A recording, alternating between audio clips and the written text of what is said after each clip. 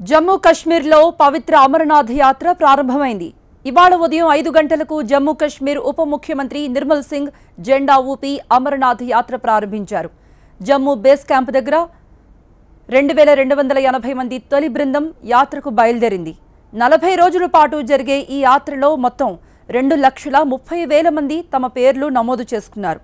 August 7వ తేదీన ఈ యాత్ర ముగుస్తుంది.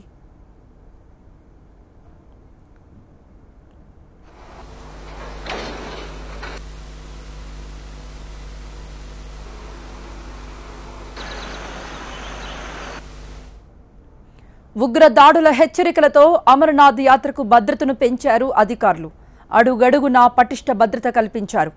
అమరనాథ్ యాత్రకు ఎటువంటి ఇబ్బందులు లేకుండా చర్యలు చేపడుతున్నారు. యాత్ర భద్రత కోసం ఇప్పటికే ఉన్నత స్థాయి మీటింగ్ నిర్వహించింది జమ్మూ కశ్మీర్ ప్రభుత్వం.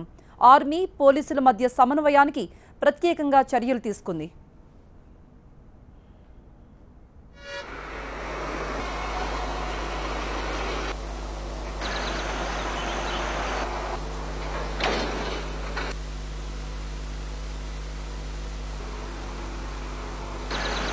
హిమాలయాల గుండా సాగే అమరనాథ్ యాత్ర కోసం అనేక మంది భక్తులు తమ పేర్లు రిజిస్టర్ చేసుకున్నారు. అయితే ఉగ్రవాదులు అలజడి సృష్టించేందుకు యాత్రికులను టార్గెట్ చేయొచ్చంటూ నిఘా వర్గాల హెచ్చరిక. 150 మంది యాత్రికులను చంపేందుకు కుట్ర పన్నారంటూ తెలిపాయి. దీంతో గతంలో కంటే ఈసారి భద్రతను పెంచారు.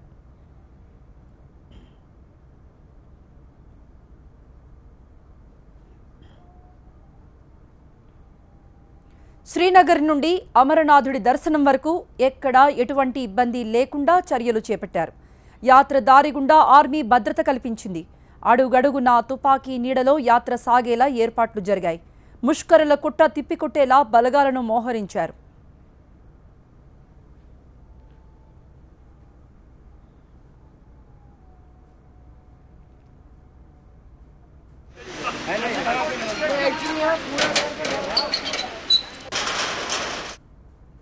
పవిత్ర అమరనాథ్ యాత్ర ఎంతో మంది భక్తుల స్వప్నం.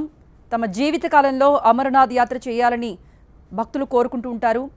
జమ్మూ కాశ్మీర్లో అమరనాథ్ యాత్ర ఈరోజు ప్రారంభమైంది.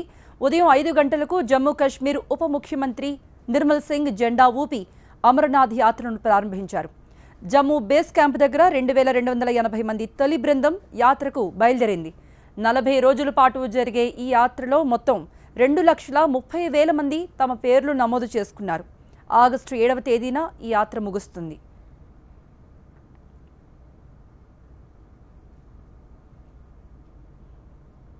ఉగ్ర దాడుల హెచ్చరికలతో అమరనాథ్ యాత్రకు భద్రతను పెంచారు అధికారులు. అడుగడుగునా పటిష్ట భద్రత కల్పించారు. అమరనాథ్ యాత్రకు ఎటువంటి ఇబ్బందులు లేకుండా చర్యలు చేపడుతున్నారు. యాత్ర భద్రత కోసం ఇప్పటికే ఉన్నత స్థాయి మీటింగ్ నిర్వహించింది జమ్మూ కశ్మీర్ ప్రభుత్వం. ఆర్మీ, పోలీసుల మధ్య సమన్వయానికి ప్రత్యేకంగా చర్యలు తీసుకుంది. హిమాలయాల గుండా సాగే అమరనాథ్ యాత్ర కోసం అనేక మంది భక్తులు తమ పేర్లు రిజిస్టర్ చేసుకున్నారు. అయితే ఉగ్రవాదులు అలజడి సృష్టించేందుకు యాత్రికులను టార్గెట్ చేయొచ్చంటూ నిఘా వర్గాలు హెచ్చరించాయి. 150 మంది యాత్రికులను చంపేందుకు కుట్ర పన్నారంటూ తెలిపాయి. దీంతో గతంలో కంటే ఈసారి భద్రత పెరిగింది.